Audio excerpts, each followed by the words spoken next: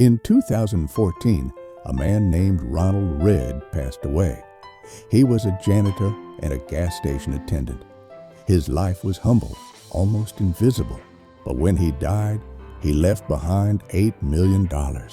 Not from a lottery, but from a secret he kept for decades.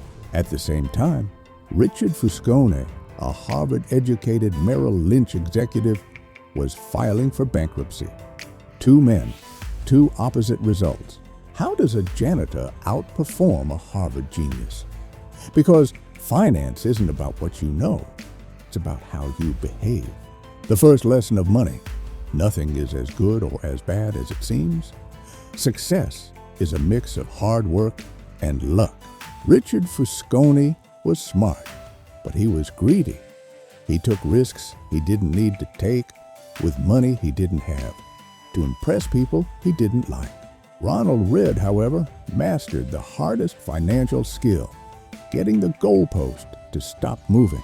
There is no reason to risk what you have and need for what you don't have and don't need. Wealth is hidden. It's the expensive cars not purchased. It's the luxury items declined. Being rich is having a high income. Being wealthy is having the freedom to control your time. The key to Ronald's $8 million was simple. He stayed in the game. He didn't try to be a genius.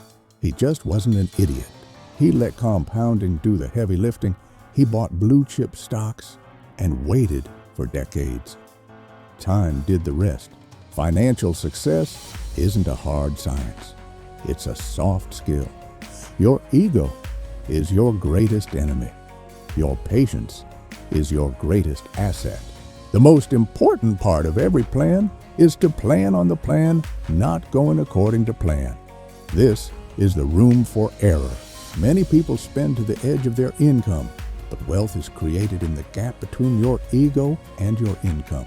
Everything has a price, but not all prices are printed on a tag. In investing, the price is volatility and fear. Don't view market crashes as a fine for being wrong.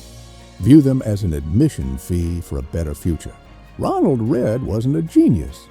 He was just a man who knew that time and discipline are the only two things that truly matter. Your financial journey isn't a race against others. It's a race against your own desires. Start today.